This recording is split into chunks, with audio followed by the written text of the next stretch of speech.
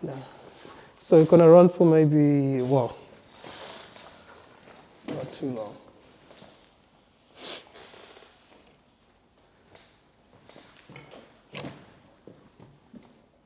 And we are recording, yeah, we're definitely recording and all of them. And yeah, welcome to another episode of Why We're Not Recording This. And today we're joined by the homie Timmy. What's going on, Broski? Oh, that was a nice dab. That was a nice dab. That's what's up. But now, man, before we proceed, do like, comment, and subscribe. And yeah, got a conversation for y'all. And yeah, should we begin? How you doing, man? Yeah, I'm good, bro. Yeah, how you feeling after the run? Yeah, busted, absolutely busted. But yeah, no, we got to show up, and that's what it's all about. Ooh, that's what it's about. Ah, okay, no, I guess we can take it from there. What does showing up mean for you? Showing up is like, for me, it's achieving goals that I've set out, and especially with coming from a sort of background of where I wasn't able to show up before, I was like, you know what, I've got plans I want to do and sort of achieve and sort of make myself feel good about myself, and that all comes and stems from coming from a place of not feeling so good about myself, and it's like I want more out of what I have been through, and to sort of do all of this stuff. Okay. So like, and look at in showing up, because I feel like showing up also means consistency. And consistency means you don't just show up once, like, I showed up, and that's it. You gotta show up again, and again, and again, and again. I've done that plenty of times as well. But like, what was the sort of changing factor in that, in terms of, what, now I gotta show up for myself? Because by the sounds of things, it sounds like you weren't necessarily in that sort of mind frame. Does that make sense? Yeah, no, absolutely. But like for me, like health as well is a big factor, and then likes of being a parent is such a big factor as well. And for me, it's like sort of visualizing the future of myself. It's like, what kind of person do I want to be as a father figure, as a figure for myself and a figure to friends, and that sort of then opens up a whole kind of like rabbit hole of right, what do I want to represent to my daughter?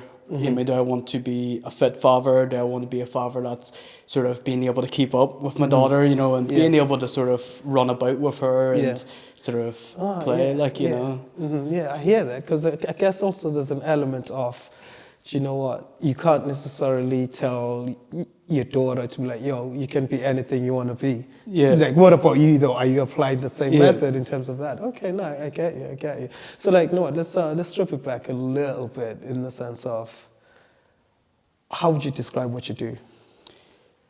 What I do, like currently, like with currently doing videography, is my main sort of passion, and that then sort of mixes with photography. Yeah. So I would do quite a lot of weddings and a lot of like portraits and stuff like that there, and working with a wide range of different sort of clients, and just trying to sort of create their expectation and really bring their visualization to life. Over the last few years, we've worked with people with of Ashley Kane. Who have you heard of Ashley Kane before? Ashley Kane, no. He's an influencer stroke charity sort of foundation. His daughter passed away due to cancer. Whenever she was like 2 or 3, and so he does a lot of ultra marathons, a lot of like crazy challenges.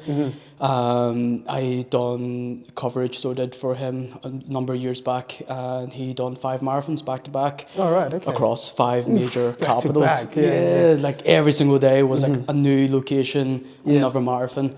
So I helped him shoot Dublin and Belfast, and to sort of see the resilience of this guy. I was like, wow. So it must have been inspiring as well. So inspiring, like seeing how this guy works, seeing how this guy locks in and just like gets the job done. And I just seen that at first hand. I was like, wow, like I want to be just like this guy. I want to be able to set myself a challenge, and I want to be able to sort of at least, take something from this experience, and sort of implement that in my life. So was that your first project or your first introduction into videography and No, my first introduction into sort of videography and photography was actually from phone, taking pictures on the phone, and people were like, "Yo, this photo is sick." Yeah, you know, yeah, like, yeah, yeah, yeah. how did you do this? It was on a real camera and Yeah, stuff. yeah. And I was like, no, like it's just having that sort of that eye for something that looks good, and it's like, you know what, I have this visualization that this would look good, you know, and Yeah. it's just really taking pictures of people, you know, and it all stemmed from that. And then people started getting in contact, you know, asking me like, do you do this professionally? Like, what is the Yeah. level, or what is it that you can offer, you know, for Yeah, me? yeah, And yeah. it sort of snowballed into a business, you know. Oh, and right. Okay, yeah, yeah. It was good because my dad, like, he done a bit of photography as well. So he did at that stage. It was fairly early on in both of our careers. And I went into like sort of the music scene, so I did, and Yeah. into like sort of small businesses such as like coaches, you know, Yeah, yeah, personal yeah. training, Yeah. gyms and stuff like that there, and that was really, really good experience. So Yeah, it was- what was that challenge, or what did that creativity challenge look like for you then? Oh. Because I feel like, sorry to interrupt, because No. okay, because I'm also in the same realm in the videography and photography, and arguably, the introduction was somewhat similar actually, because it started off. I would always take photos, right? And just to speak up on myself, in the sense of take photos, but you don't necessarily rate them, or you don't see it as a business per se, but people guess you up of some sort and be like, yo, these are hard, da, da, da, da, da. So in my case, it was like, I know I need a photographer for my clothing line. Yeah, and do check out Slang Clothing. But anyways, yeah, and then it's like, you know what, we need photographer for this, we need videographer for this and that, da, da, da, da. It's like, you know what, man, rather than always waiting on people to do it, I'll just for do it sure. myself. Yeah, And then absolutely. people guess it up. It's like, oh, snap, and people, yo, who's taking these? Who's doing ABC? Yeah. And I started doing that, and then, like you said, it snowballed. So, like, what was your challenge in that journey, if that makes sense? Yeah, no, absolutely, no, that makes sense. All right, like it's challenging. So it is, you know, like even till this day, it is very challenging because at the end of the day, it's like trying to unravel and figure out and understand that what the client's expectations are. Yeah. Because sometimes people don't articulate very well, you know, of what they have visualized in their mind. Yeah. And to sort of project that in order for me to sort of follow is like, can I I hear that. meet this expectation? Can I sort of put this into real life, you know? So for me over time is just constantly just fact finding, or even if the case of like, I'm exploring my own kind of like visualization creation kind of thing, you know, it's like, right, I've almost like a wee drawing board. It's like, right, I can do this, I can do that. It's like, do you like it? It doesn't fit it's into just like I can work with my parameters or the equipment that I have. That's it, yeah. Yeah. And like at this day and age now, you know, where I am in my career, it's like, if you like my work, then it's suited. You know what I mean? Yes, If you so it's don't- almost like you have the template. If you like this, then you probably will contact me. Yeah, But if for you sure. don't, then Yeah, it it's is like what there's it no, is. it is what it is, and there's no sort of awkwardness or anything. You know, it's like shop about, Yeah. you know what I mean, kind Yeah. of thing. Like, you know, because like you learn that, so you do, you know, with sort of dealing with so many different clients, different people, and stuff Yeah. like that. There where things can get a wee bit awkward. You know what I mean? But Mm-hmm. it's the awkward things that you sort of want to deal with first. Yeah. You know, and then go into the business after, like, you know what I mean? Because a Yeah. lot of people as well, like, you know, talking about money and stuff like that. There, Yeah. money is such an awkward conversation. Yes, it is. You know, yes, it it's is. like, Yeah. I hate talking about money, you know what I mean? Because it's awkward, you know what I mean? It's like, what is their expectation of the budget as well? Yes, Like, that's another yeah. conversation as well, you know, and for your time as It's well. like, okay, so it's either I'm going to shoot with this, or I'm going to do this, or I'm not going to Yeah. bring this for this one. Yeah. Yeah, exactly. Like, So, okay, sorry, go on. no, you're like, Okay, now, because like I was going to say, how do you exercise creative freedom in that realm of a brief? Because if someone says, oh, can you shoot ABC? Yes, I can, but at the same time, I need to make sure that I can enjoy what I'm doing. yeah, for sure. So how do you balance the creative freedom as well as satisfying the client? Whoa. See, that sort of draws me back to a time that I was actually working for a company, and I was actually an in-house content creator for them guys. And at that stage, I had maybe 2 years of freelance under my belt, and I sort of felt very confident in working with these guys. And their expectation of what they had imagined for me was never we were never on the same page. Yes, You know it what I mean? didn't align. Yeah, because like at the same time, like 2 years into like your own sort of personal business, and then working for a company, it's like everything that you've learnt, Yes. it can't be amalgamated into this new kind Right, of environment right. that you've been brought into. because throughout time I sort of learnt that they were trying to manage sort of content creation as if they were managing graphics design, which they had a team of people Right. for. Yeah, yeah. So that's over time, it maybe lasted maybe 3 or 4 months, and I sort of realised that this was actually stripping away the passion, the sort of enjoyment that I had for creating, videos and photos and stuff like that there. And I sort of like came to a wall, and I was like, maybe I need to sort of draw back from this here. Yeah, maybe this I need isn't to for me. keep it separate, kind of thing. Because at the end of the day, like, I love doing videos, I love doing photos, and to sort of bring people's visualizations to life, and it brings me a lot of joy, a lot of happiness, that I'm able to sort of do that for people, and I think that's one of the biggest things that actually is very rewarding for me, doing videos and photos for people, is to sort of really help them just bring things to life. Yeah, to bring the idea to life as well as your own. Okay, yeah, no, I hear that. So then in that realm, do you ever, or have you been faced with the sort of, I kind of ask this question a lot and people probably know, it's like, do you face any imposter syndrome, if that makes sense? Yeah, absolutely. Like, from the first point of contact, it's like to understand what the instructions that you've been given. It's like, right, how am I then manipulating this here into real life kind of expectation, just meeting expectations, in general, because it's the biggest thing, it's like the pillar of creation. It's always all about meeting expectations. And, from the point of contact to understanding it to the day of the shoot, is like, am I doing this right? Do I have the right equipment? Am I executing this properly? And as well, like, your character, yourself, is also important. Because like how you come across as a person. Because like, with shooting and stuff like that, you want people to be loose, you want people to feel like themselves. And to feel relaxed. And it's such an important thing, because like, experiences of my own, like, there's been times where me and the clients, didn't really see eye to eye, or we didn't understand each other very well, and there was just a lot of sort of cross wires and stuff like that there.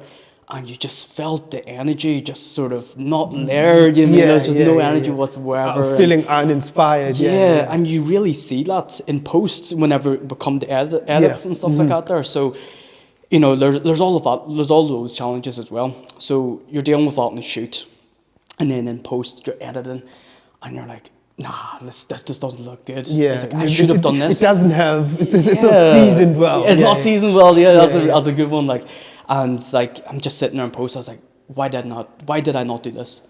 I should have done this. And you're sitting there back and forth with yourself. It's like, I just want to give up at this stage, and you don't feel good. But then at times you deliver the product, and the clients are over the moon. It's like, wow, this is better than expected. This is amazing. This is exactly what I wanted. And I'm like, thank goodness. Thank God. It's like the spark is reignited. And I'm like, right, on to the next one. Let's go. Let's keep it so up. Then how do you deal with it then in the present moment? In terms of, okay, so you're not seeing eye to eye with the client, and the energy just ain't really there. It's like, so how do you navigate that space? For me, it's like, it's taken a loss sometimes, from the previous times, and how I do it now is by just basically learning from previous experiences. It's like, right, what was I doing wrong as well? Like, it was something also that I there's an element of self-reflection. Yeah, it's not necessarily ownership. like, no, ABC is for sure. whatever. Like, it's like, but what do I fit into the equation? Why did I see that? Absolutely. So for me, it's just really sort of taking ownership, because it takes two people to tango, really, and at the end of the day, it's like, right, I need to be in control, because at the end of the day, like, if you're shooting, whether it be videos, photos, whatever it is, it's like, that's your project, like, you got to be in control of the entire situation, especially with the sort of vibes and stuff like that there, is like, right, what can I do differently next time? It's just learning from previous experience. Because one of the wee cheat codes I do now is that I always bring a speaker with me to shoots. Always bring a speaker with me. Dude, it's such no, that's something I do myself, and weirdly tonight I didn't bring it in the previous episode. But like, I feel like music is such a cheat code. It's like, like, what song you wanna play? What song you wanna listen to? And then they loosen up, like you see them the head popping before you start shooting. Like, that's such a good icebreaker. Yeah, for sure. Like, cause like, even just very recently with one of my shoots as well, like, I brought a speaker, and straight away, like, their eyes lit up. Yeah, they're you're like, trying to connect. yeah, it's like, connect up. It's like, you play whatever you want to play. You know what I mean? Let's get into it, you know, and enjoy ourselves, you know, because that's what it's all about. You know what I mean? It's about enjoying the sort of moment, you know what I mean, and sort of putting everything into the frame, you know, and just getting the job done, like. Yeah, no, I hear that. So how do you navigate the work / personal life balance? Because obviously, like you said, you've got a daughter, and as well as you still shoot, you're still working. How do you balance that role? Because there's a lot. So I'm going to, but I know as a shooter, there's a lot of time spent post. Yes, I mean, you can go shoot you away for 2, 3, 4 hours, however duration, but the work doesn't stop there. Yeah, for sure. Like, yeah, for me, it's just really sort of prioritizing. You know what I mean? Prioritizing how I'm going to sort of organize myself, because organization is one of the biggest key the things. You know what I mean? Because like you could be head into a computer all day long, but it's like, where is the stop? Where's the vision? Yeah, and like you just gotta sort of organize yourself. It's like, right, I need to log in here for 4 hours, and then take a break, do whatever I need to do, whether it's run some errands, you know, or take the daughter out, whatever she needs as well, like, you know, and at the end of the day, like, it's just managing your own sort of time, you know, and then again, it's like previous experience, you know, it's like, I'm just been work, but where is the time that I'm investing into my own personal life, you know, so just take a step back from that, you know, and to sort of separate what is a priority, what is not a priority, what can I sort of push at a later stage, you know, what can I sort of bring forward and get sorted straight away, kind of thing. Okay, no, I hear that. So like, okay, now you've got a video, you're working on it, you're editing it. How do you know when you finished it? What do you mean? Okay, so sometimes I feel like as a creative myself, sometimes it's like, you know what, maybe I could just add this a little, I could just add this. Maybe I could just tweak this. But like, when do you actually think, you know what, this is done, on to the next one? Oh. That can last ages. Like, there is times where I'm like, you know what, I'm just take a last wee scan of these last load of images, this last bit of video clip. And I'm just nitpicking, so I am. I'm just nitpicking. It's like, I don't like this. Oh, I'll do it again, and I'll export it into the final form. And by that time, I'm on maybe draft 7. You know, it's like, it's never ending sometimes. For me, I'm just always like looking validation from other creators. I'm like, bro, check this out. Does this look alright? Does this look good? Because this then goes into the whole imposter syndrome as well. So it does, you know, it's like, I've just been looking at this here for the past 6 hours. It's like, do I like it? Do I not like it? You know, and I need a fresh pair of eyes to look at something, you know, and sometimes that helps quite a lot, because I'm just I'm just sort of going down a rabbit hole, so I am sometimes, you know, and it's just never ending. So sometimes getting support from other people that are in the creative industry helps massively. So it does. Okay, yeah. Do you think that's huge? Because I've got a weird relationship with that, right? Because when I'm working, and I feel like maybe it's just my ego, but like I don't necessarily show it to people because, okay, maybe I've got a weird perspective on feedback. Sometimes you need to kind of pick and choose in terms of feedback, because you don't take everyone's feedback and be like, oh yeah, you're right, and just do that. But it's like, it comes down to, okay, being creative is also about taste. Absolutely. It's like, if I think it tastes good and someone else says, oh, no, I'm not feeling it, I just might still go ahead with it just because I really like it. So that's what I mean. How do you then like sort of decipher feedback and also your own, I guess comes back to the creative freedom and creative output from yourself? Yeah. No, that's a big one. Like, so it is, you know, I mean, taste, it's such a big pillar, like, so it is for the industry, like, you know, because as you said, everybody's taste is different, everybody's taste is unique as well. It's also down to your signature. It's like, I know that's his style, or that's like, you know what I mean? Yeah. So sometimes for me, it's like taking the feedback with a pinch of salt.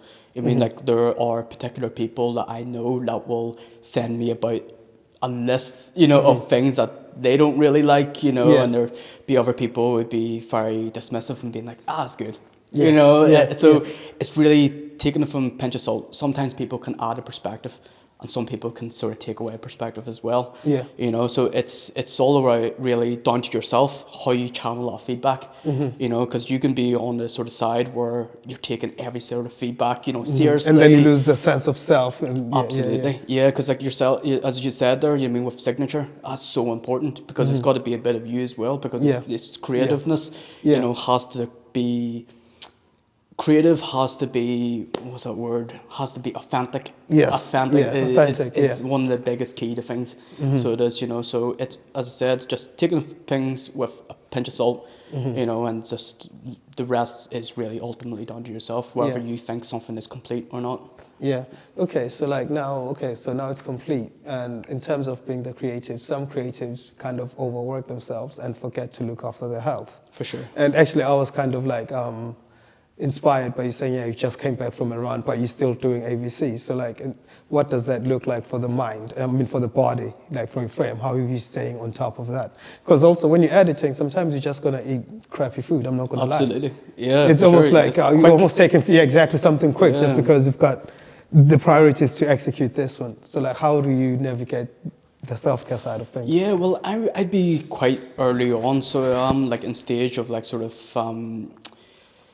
health, you know, so it hasn't sort of came into any sort of challenges just quite yet.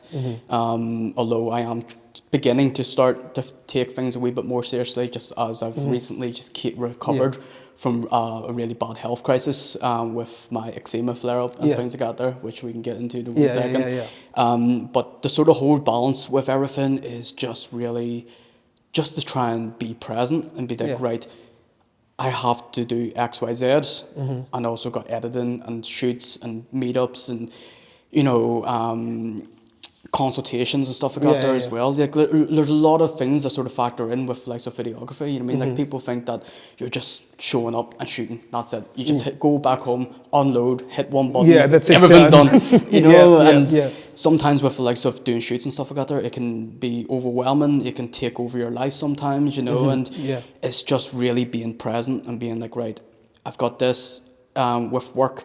I've got this in my personal life. It's like, I need to figure out how I'm going to execute, you mean, what comes first, what comes last, you know, and it's just really mentally preparing yourself, so it is, of what's important to get done first. Yeah, because as a shooter, sometimes there's a lot of sleepless nights, and that's just from the ego saying, "Now I want to get this right." Like, you know, when you're creating footage, you're like, it's not quite there yet, and you still tinker, and it's like, oh snap, it's been 6 hours, it's almost like 3 a.m., I'm still at this.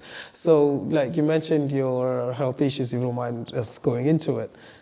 Because it's skin related, how did that factor with your own spirit? Because obviously our trade needs us to be people facing. How did that impact you? Well, like, it impacted me massively. Like, it stripped away my life entirely.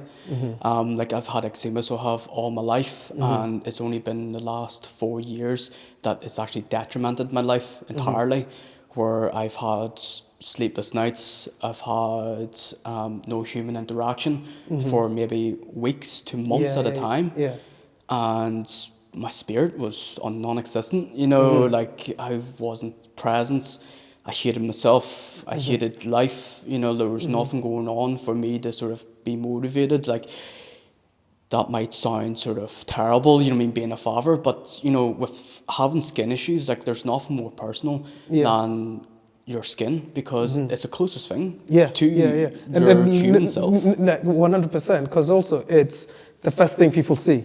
Without even you saying a word, it's just like a visual thing. So that's what I mean. It's like trying to decipher how you then handle that if you're not 100%. Because our work also comes with confidence. Confidence in self, confidence in how you show up, you know what I mean? So it's like the navigation through that process. And then also, during that flare-up, how did you find your way out? You sort of never really, to a certain degree, you don't really find yourself out of the situation, because, like, you go through so many different stages of mindsets, you know, going through a sort of crisis like that. Because recently, over the last, October, right up until the start of March, I would say, that I was really, really sick. Like, there's photos of me, you know, with my face was all blistered and my body was all blistered.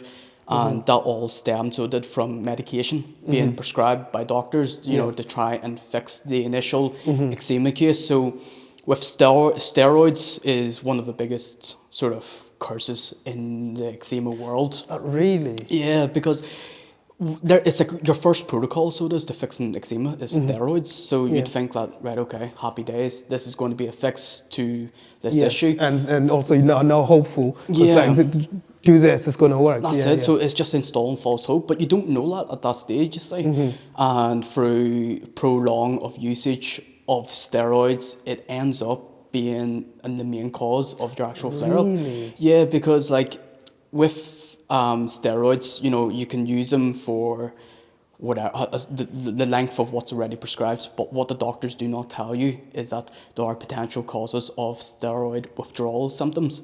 And that is the biggest curse in the entire thing, because what happens is whenever you use steroids for so long, say 2 months plus, your body goes through a withdrawal process, so it does. Yes. Because say that the doctors say that, right, you're using this steroid for a week, then you're maybe coming off it, so you are, and maybe you plan maybe 2-3 times a week, and then through another couple more weeks, then you're completely off. But then once you start coming off of steroids, then you start noticing even more flare-ups than before. Right, okay. It's almost like your body becomes dependent on it. That's it. That's exactly what it is. And then you're going back to the doctors and be like, right, this isn't working. Like, I need something else. They're like, okay, no problem. We'll give you something stronger.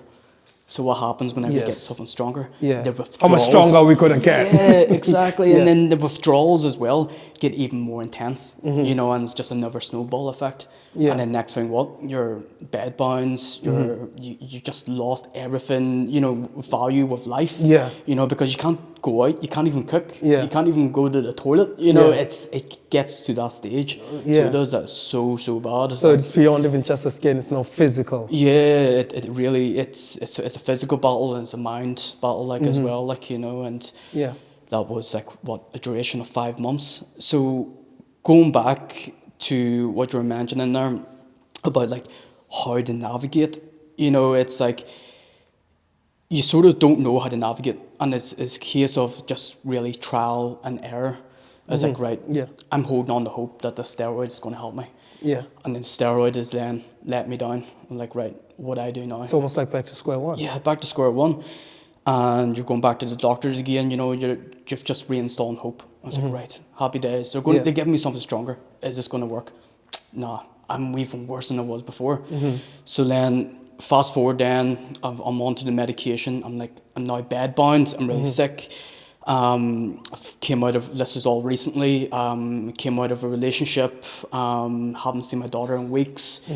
Lost my job, you know, everything that made me who I was completely stripped away from me. And at that time, like, you know, 3 months, 2 to 3 months in out of a 5, I was like so suicidal, man. Really? Like, I was like, this is it. Like, I can't go on any longer. You know, like, you know, in my mind, I was like holding on to all these hopes and holding on to what I want to do or what I'm missing out on. Because, like, life is just going on without you. And there's nobody about you. Like, it's just yourself and your mind and your body just on your own. Just and no one sees that side of that. And, like, my relationship with everyone was just so bad. I mean, like, even family members as well, like, people trying to check in on me and stuff like that. There, I'm like, no. I don't want you to see me how I am. It's like, okay, can we talk about it? And I was like, I don't even know what to talk about. I don't even know what to say to you right now. Like, there's nothing that to fully explain it. But this is where my mindset is at. My mind was absolutely gone, and it was just a back and forth with myself of just feeling so suicidal, and I'm just planning ways of like, what am I going to do? You know, and that sort of getting to that sort of stage where I was like, right, something needs to change here. And it's like, what can I take control of? You know, it's like, I can't control how my body is going to react. I can't control how my body's going to heal, you know, but what can I control? And that all factored down to your mindset. Mindset and your spirit. And my spirit, you know, because like I've been so low, I've been down to the trenches. I was like, right, how do I climb back out of this here? You know, it's like, I still look terrible, you know, but it's like, what can I do, you know? So that's whenever the switch flipped on me. I was like, right, what do I want in life? So once I recover, what kind of person do I want to become? What kind of person do I want to be for my daughter? What kind of figure do I want to be to my daughter? How do I want my daughter to see me? And that sort of was almost like a wake-up call for me. Right. I was like, I can't be sitting here depressed, wanting to, hurt myself, wanting to end things, all because of something uncontrollable is happening right now. Yeah. Think about the future. You know what I mean? Because at the end of the day, this kind of like issue doesn't define who you are. You know what I mean? It's not the end of, and that's it. Like, it's not the full makeup of who you are. There's other elements to it. It's like, yes, mind, body, spirit. Yes, the body isn't in the good shape, but where's my spirit and where's my mind at? And if your mind is down, and then find a way to pick it up. Yeah, so that's what it's all about, and it's just taking that shift and being like, right, I got to do something. And it's like, I always said to a lot of people, it's like perspective is either your power or it can be your prison. And at that time, like, I had myself chained up, so I had myself completely locked up. And I was doing that to myself, yes, it was physically bad, yes, it was mentally draining, but let's change how we see things. Let's do something about it. Change your mindset into, right, I'm gonna be better. Once I get better, I'm going to be better. I'm going to be this person that I'm going to set myself out to be. And this is like part of the journey that I'm currently at the moment. Is like, right, I'm going to show up for my daughter. I'm going to do X, Y, Z.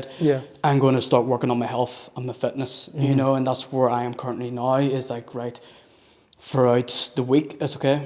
Right, I've got work going on, and I've got a busy week, and I've planned things with my daughter, and also want to squeeze in, some exercise as well. And it's just really like, it's non-negotiable for me now. So it is, because that's my way of sort of determination and resilience. It's also down to, like I know it sounds minuscule, but it's almost like I want to keep my word. That's the bare minimum. It's like, let me just keep my word and see how that unfolds. Yeah, that's absolutely spot on, because picturing me back a couple of months ago where I was bedbound and feeling the way I was feeling is like, right, I made those words back then.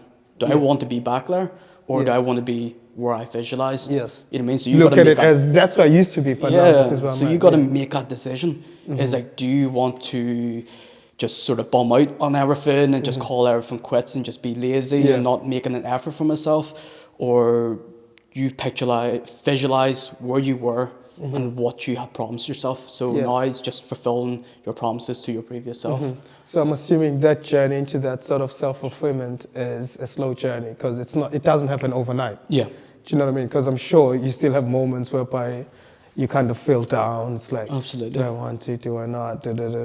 Like, so how, like, have you had like kind of a strategy in terms of, okay, you know what, this is my way out, if that makes sense. Like when I'm here, I need to find the light. Okay, what does the light look like for myself? Okay, this is the direction I'm going to take. Yeah, well, it's really a case of like, you get up days, you get good days and you get bad days, you know what I mean? And it's just coming to terms that is normal. Okay, acknowledging the ups and it's downs, just that's bang on. Like, it's just acknowledging, like, it's fine. You know what I mean? It's as long as you're acknowledging it, as long as you know it's there, you're not being ignorant to it, and it's a case of like, right, I can try again tomorrow, kind of thing. Or if not, I like to sort of try and get it done on that day, whether it's something small, whether it's something, the goal I set out to do. As long as I show up, you know what I mean, that gives me back some sort of joy, at least, you know what I mean, that I can say that I've done it. It's almost like the immediate gratitude, even just for that moment. So it's almost like, okay, you know what? Yes, I have this day. I'm going to try to be the best version of myself today. Yes, tomorrow we'll see how that goes. And tomorrow it's like, you know what? Let's try this again. Be the best version of myself. Yes, the ups and downs are going to come. Life is going to test you. It's one of those things. But at the same time, like, tomorrow we'll rise again and we're going to put the best foot forward and then take it from there. For sure, like, you know what I mean? Because one of the things I believe as well is like the 1%. You know what I mean? Be a 1%er. Because if you can make a 1% difference, today, then that just adds up, you know what I mean? Across the entire year. You know what I mean? Because like time goes on so quickly. It's like, what small thing can you do today that can accumulate over time. Yeah. You know what I mean? Because like a lot of the things is like a lot of people sort of get overwhelmed as well with starting anything. Yeah. Is because like they're already sort of chased too far ahead and sort of picturing themselves like, how am I going to get to this goal? This goal is too big. You know, it's like, oh, like they start panicking. And it's like, right, just look down at your feet. What's the first step? What is the first thing that you can do? What is the small things? And if it's a case that it's not doing anything that's implementing that one goal, then look at your surroundings. You know, it's like your environment. You mean what is the 1% that you can add in your environment? You know, because sometimes it's not just about your lifestyle as well. You know, it's about your environment. What is surrounding you? What is purposeful? And what your isn't circle purposeful? of influence. Because here's the thing. I feel like when it comes to the circle of influence, because I feel like, funny enough, I was having this conversation with Mosa as well. I was saying like the weird thing is that sometimes you forget the mind is very fickle or can be fickle in the sense of the mind only reacts to stimuli. Absolutely. So stimuli could be you see something there, it affects you down to how you digest it, but boom, ultimately it's like knowing yourself and the circle of influence around you is to make sure it's healthy, that it's not stimulating negative thoughts. Absolutely. Or things that will get you down, if you know what I mean. So that actually just brings me back as well to like whenever I was sick, it was like a realization. I was like, right, it's important how I speak to myself as well. You know, and even till now, it's like I also understand it's important how I speak to myself. Even if you're joking, you know, with friends and stuff like that, there, you know, putting yourself down, your body and mind doesn't know the difference. Yeah, you know it'll take that and believe it. Absolutely, you know. So it's like, right, I got to be a wee bit more selective. I've got to be a wee bit more purposeful with what I'm talking about, you know, and especially if it's going to be about me, then I got to make sure then that it's not sort of going to sort of detriment yourself. 100%. You know, so it's. Yeah, you know, like I 100% agree with you on that one. And like, funny enough, like coming to the speaking to yourself, I started doing this thing, right? I stopped calling things hard. Because if I call whatever activity hard, the brain's going to believe it. And then now there's going to be the confirmation biases. Whereby if I say, for example, doing ABC is very, very hard. When I'm doing the ABC, something in my brain's going to be like, yeah, it is very hard. It is very hard. So now I'm just testing my spirit for no reason. But if I just tell myself, you know what, certain things are going to require a different level of attention. It's all about attention and concentration. Certain things require more concentration, certain things don't, and that's just it. But calling it hard, it's planting the wrong seed in my mind. Yeah, no, I like that. Yeah, that's exactly what it is. Or calling something that, you know what, this is very difficult, hard, or any of those words, then not, or how do you manage to do ABC? Do you not find it very hard? No, it's just life. That's just how it unfolds. Because I don't want to plant that seed in my mind. Like, okay, for example, it's like, yo, how are you managing to do, you're doing so many things, Is it not hard for you? How do you find the time? It's like, time is there. Is it hard? No, because I do what I want. So, once again, I'm going to go back to most of the conversation. Saying I do what I want takes away the power from the external to self. So I am responsible of this being. So if I get into whatever, or if certain things unfold a certain way, I can't look at the next one and be like, yo, you made me do this. No, they didn't make me do that. I decided to do that type of thing. Do you know what I mean? So that's where the whole thing about not calling anything hard comes from. No, you know I love that. Like, you know, I mean, definitely something I would take away. So I'll do for myself, like, you know, so I appreciate that. Like that's good, man. And I appreciate it because, to be fair, it's one of the reasons why I have this conversation. It's where the each one teach one perspective comes into play, because there's certain things that you apply and certain things that you do. For example, one of the things that you do, and it goes back to me understanding when you're saying, yo, I decided to take the power to myself. Yes, I've got the skin issue, I've got these issues, One thing that you've done is stronger than skin. I rate that you did that. Like, I mean, in the past, we've had conversations about your skin, but me seeing that, it was like, you know what? Rather than seeing it as something that's happening to you, you've actually taken it upon yourself. To be like, no, it's something for me, and how do I express my creativity through this vessel. Yeah, for sure. Yeah, so like that sort of now, like that from that experience anyway, it's like sort of opened up a sort of an opportunity for me to sort of create my own campaign to help other people that are going through something similar to what I have, you know, because like with eczema, like it happens to so like a broad range of different age groups, and what I'm quite fearful of is that the impact of that happening to younger kids. Yeah. Because one of the biggest things that the eczema takes away from you is your confidence. And your confidence is one of the biggest pillars. So it is as a kid, as a young age, Oh, yeah, you know, to do things, you know, and I fear for them because of them not knowing how to deal with it mentally, Because physically. sometimes you feel like you're alone. Yeah, So there's absolutely. no point of reference. Yeah. So like, you know, over the last month, like I've put out a couple of videos, so I have, you know, expressing and talking about the journey that I had experienced myself, and the amount of messages that I actually got myself was just so amazing. Like I was so surprised, you know, because yes, I intended to sort of help a lot of people, you know, or hoping, you know, to help a lot of people. Just you don't know how the measurement of how it's going to, you know, but it had attracted, you know, quite a few people, like, and had messaged me and told me that I had experience of eczema, or I am going through an experience of eczema at the moment. And for me to feel helpful and helping these people and sort of being like, right, you know, try this, try that. This is what's worked for me. Yeah. This is what, Absolutely. And one of the biggest things, you know, is what I will always sort of try to encourage is mindset. You know what I mean? As I said, going back again, you know, in prison or your power. And that's what it's all about. So it is, you know, and to make that shift, you know, like it helps a lot. So it does, you know, and that is ultimately the goal, you know, it's just helping people out there like that are struggling, you know, because I know how hard it was for myself, and I just wouldn't wish that on anybody. You know, I'm just glad, you know, to be here. You know, I'm glad to sort of see the other end of it, you know, and to sort of walk away from it, you know, and looking back, like, you know what, I went through what I went through, but then to question where I am now is like, I'm here because I chose to be here. You know, it's like I sort of not so much like motivated myself, you know what I mean, but like you found a way out. Yeah, I found a way out. Yeah, and like that's what I want to encourage people, you know what I mean, because I believe as well sometimes in life there comes a point in life where you get a pain pressure.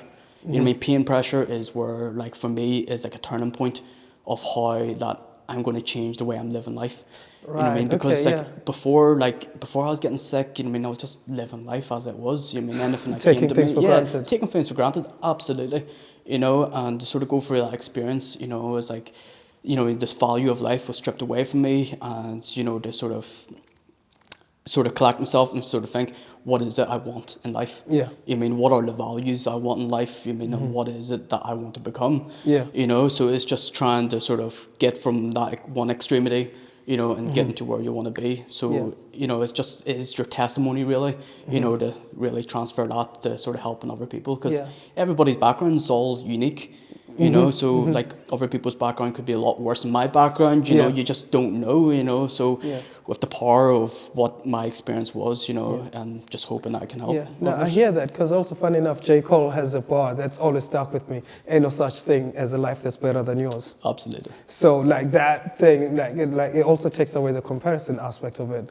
But at the same time, with what you're doing, I fully rate it because it's formulating a community. A community. Now coming back to the circle of influence, even for yourself, you've got someone else to bounce off to, someone else who's actually going to understand the language that you're speaking. Because sometimes, yes, friends, cool, it's nice to open up, but sometimes it hits different if someone doesn't know, have a clue about what you're talking about, or 100%. Someone's brain isn't even there to fathom what that looks like. And that's normal. So yes, and it's okay. Like, it's okay to, at this day and age, like, too many people are sort of, too many people nowadays, you know, they are sort of too offended. You know, they get offended easily. It's like, oh, you didn't know I was going through this? Like, what kind of person are you? Like, you know, kind of thing. But like, even doing those videos that I've done, like, I illustrated the old photos of myself of whenever I was really, really bad. Yeah. And people, like friends and family, messaged me and be like, yo, I didn't even know it was that bad. Yeah, to be fair, I was one of those people. I was like, yo, fam, like, you good? Like, I didn't know. And it's totally understandable because at the end of the day, like, this is your experience. Everybody has their own life, you know, and you can't get it twisted where you have to expect everybody to understand. You know what I mean? Because life is such a complex thing. You know what I mean? And everybody has their own battles, everybody has their own thing going on, and that is normal. And you have to accept it for what it is. You know, so people are coming into this here that are new to learning eczema and the effects and the sort of whole rabbit hole that goes with that. That's totally fine. You know what? I'm happy to talk about it. I'm happy to educate, you know, I'm happy to show you, you know, what was going on, you know, because like, for me, as I said, it's my testimony. So it is, you know, and it's like, I want to sort of help, you know. Yeah, and that's what it's all about. I fully get that. And it's funny because like, you've said expect quite a lot. It's funny because I have a strange relationship with expectations. I say I don't have expectations of anyone. You can, you know, be you. I don't have expectations. I just receive you as you. And as far as anything else, I want to receive people as they are and the best version of themselves. Because with expectations, for some reason, especially when it comes to us humans, as I'm human, but in the sense of if you've got expectations, then there's something to be broken.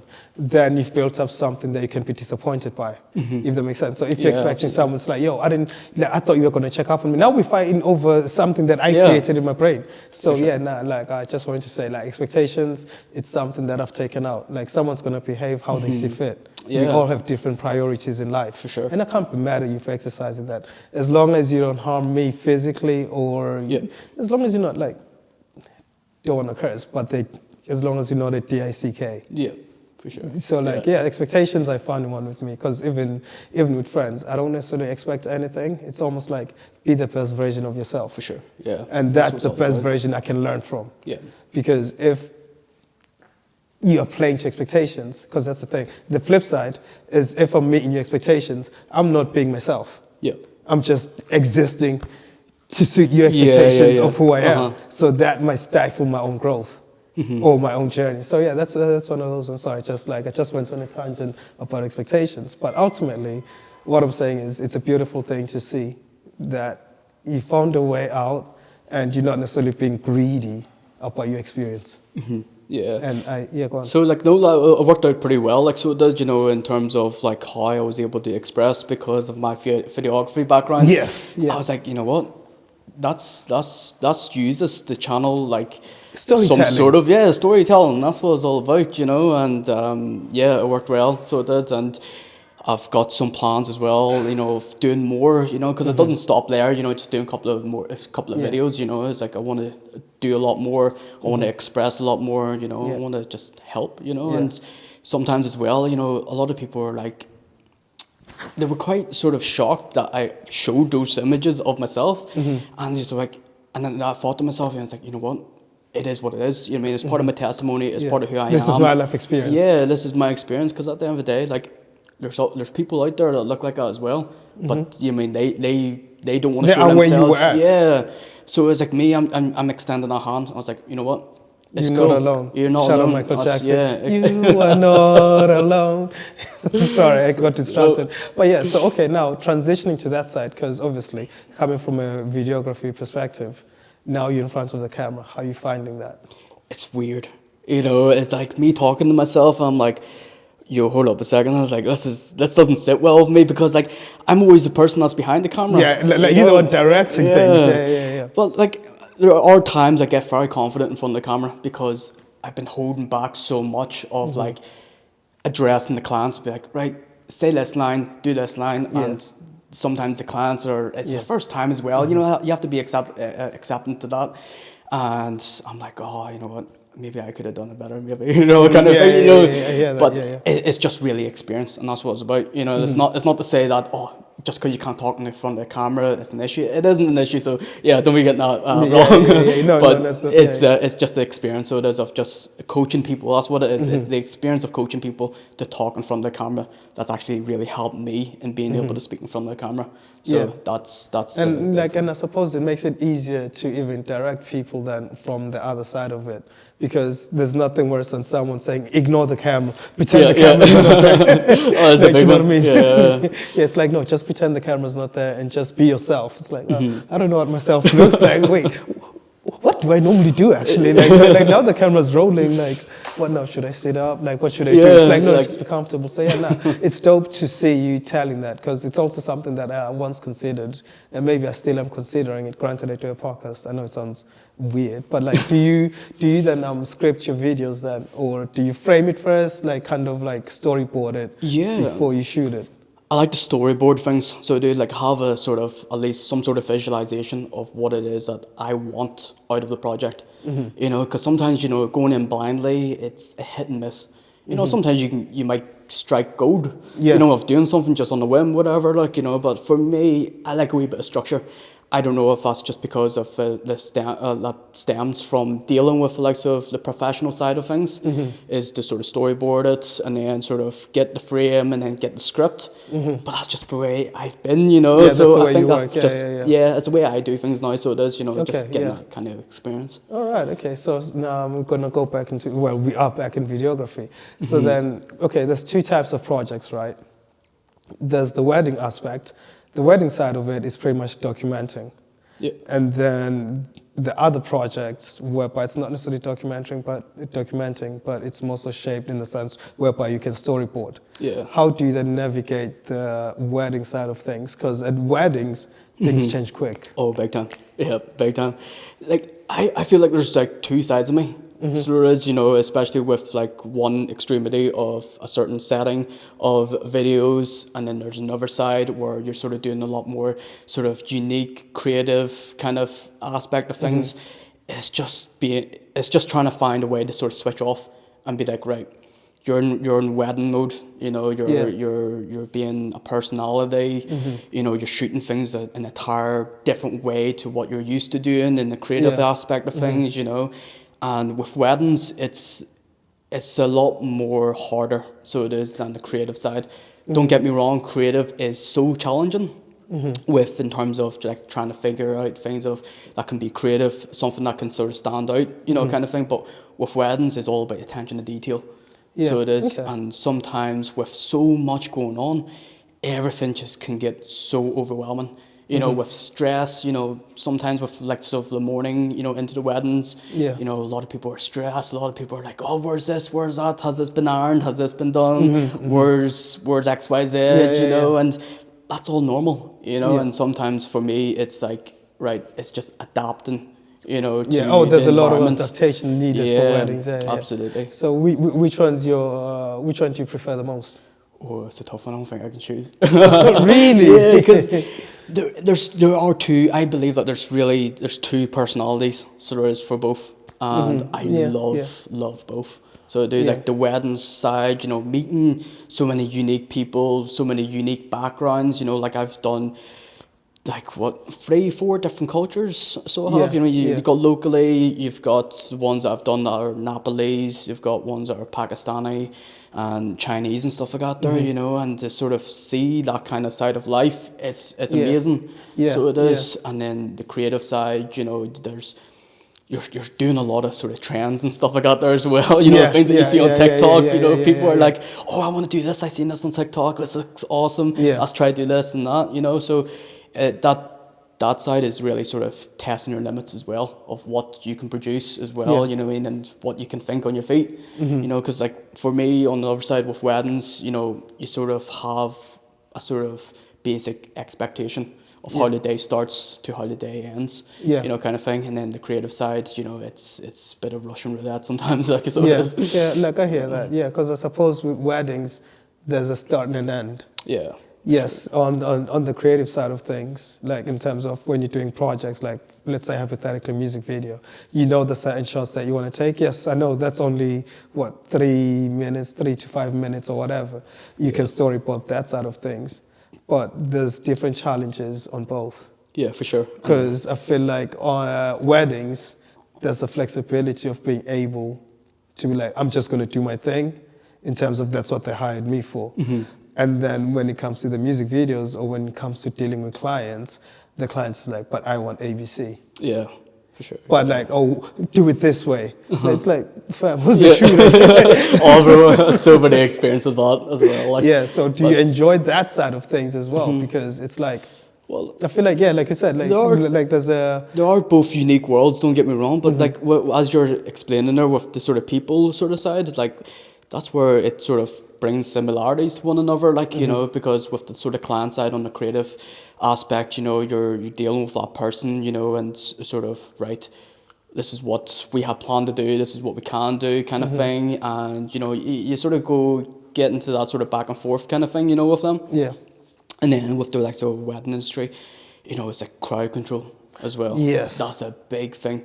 Yeah. So there's, because with the likes of, yes, you can be dealing with the crowd as well, but if I'm there as a videographer, I've also got other people as well I got to work with as well, like seamlessly. Yes, like the shooters. The photographer. Like, gotta make sure you like in a... Yeah, there's no beef between you. Yeah, 100%. Yeah, rather than having photographers just keep walking in front of your frame. It's like, yo, I'm trying to shoot you. Yeah, so like for me, like that fits into both worlds is all about communication. So this is it's huge. I mean, it's like, right, wedding world is like, right, here are the boundaries. You know what I mean? You're having a chat, you know what I mean, with the likes of a photographer. You're having a chat with the content creators, which is a new thing now into the wedding season, or wedding world. And then with likes of the creative world, you know what I mean, it's communication. Is like speaking with the client and be like, right, these are my boundaries as well. You know what I mean? It's like, this is what I can do. This is what we're going to be doing. You know what I mean? Like the shoot's going to be 2 hours, and this is the price. You know what I mean? So going back to the start of our conversation earlier on about sort of awkwardness and stuff. One of the sort of awkward things, you mean, is dealing about money and stuff. What I love doing, or not so much love doing, but what I sort of set myself out to do with dealing with clients in the creative world is getting the money talk out of the road. Once you get the money talk out of the road, it's like happy days, we can relax, you know, and chill out kind of thing. You know? Okay. So what's the challenging side to a wedding outside of the forever changing scenarios? A lot of things can go wrong in a wedding because, like, you know, there's expectations for a reason because you know exactly what is meant to happen, you know, and things can go wrong anywhere, where it could be to do with the setting of the venue, the setting of the ceremony, even your own cameras and stuff like that. Like they can factor in the big massive thing. Turning up to a wedding with no SD card. What are you going to do? What, has that ever happened to you? No, touch wood. Like, you know, I was going to say, like, damn, I can only imagine. Yeah, but like, you know, there's times where I've actually showed up to a creative shoot with no SD card and be like, I'll be back in half an hour. Yeah, relax, grab coffee, whatever it is, and everyone's okay. I guess with the, I hear that because I suppose with a creative shoot, there's a side of it whereby it's like you can always reshoot. Yeah. A wedding, once the moment is gone, it's gone. Like find a way. So there's definitely a huge checklist. You know, when it comes to sort of weddings, you know, it's just making sure your sound is all correct, making sure your battery's all correct, making sure you have the right focal lengths for certain shots that you need to execute. You know, like so of the wedding ceremonies, you know what I mean? Like we'll do like a wee 3-point camera sort of setup, you know, and you gotta make sure everything is where it's meant to be, everything's on point, everything's recording all at the same time. Yeah. And it's just really constantly needing to be cued in, you know what I mean, that you know exactly what's going on. And that's then relating back to the communication side. It's like, right, with the celebrant, with the priest, with the whoever's officiating the wedding, it's just like coordinating with them, coordinating with the people that you're working with, you know, and that's what's quite important, you know, to make sure everything all goes smooth. All right, so I definitely hear that, and so I guess. No, this has been a nice conversation, man. I've really enjoyed it. Like, so typically how we end the podcast is a music conversation. What's one song that's been in your head or that you've been bumping constantly? Oh, I've been going through a really weird phase with music at the minute. Like, I've been like listening to a lot of Mandarin music. Like, I've been getting so inclined with culture at the moment, with music. But for sure, right now, probably Don Toliver, like, it's up there at the moment. Okay, and, like why? turn me up at the minute Yeah, okay. is what's popping for me. Like, Yeah. you Why? know, but Why that song? I don't know. It just has a real. It's the feeling, so it is of it. You know what I Yeah. mean? Because like, see, with music, it is such an important thing in my life. It's like I need music every single day. Like Yeah. without. Well, there's no days off. Like if you look at my Spotify on an annual basis, you know, at the end of the year, you Yeah, get your yeah, the stats. wrap up. Yeah, yeah. Bro, I get so cheesed. Like I'm like so happy when it comes out. I'm like, right, Like I see my created your stats. playlist. Yeah. Let me see how many numbers are racked up. Yeah, and I get so excited over that. Like so I do. But no, like even doing anything, like music is just such an important thing to my life, and it's what keeps me going as well. Like Yeah, you know, yeah, and yeah, like I I'm hear one that. of them people that I don't need TV. As long as I have music, I'm calm. Yeah, you know what I mean? you I can just live off that, so I can. Yeah, no, I But definitely hear that. But since you sure. asked me, my side of it, the song I'm going to pick is Bring Me Flowers. Bring Me yeah. Flowers is by Hazel Mack, one of the homies / one of the artists that I'm working with. One of the reasons for that is because I'm home and I brought Mumsy flowers. And Okay. for some reason, as I was giving her flowers, like that song just popped into my head, like Bring Me Flowers, because apparently women, or don't want to say women, but some people. Your significant other, Yeah, where- yeah, exactly. Yeah, I don't want no trouble. However, I brought Mama flowers, and she loved them, and it's one of those ones, and yeah, it makes them feel good.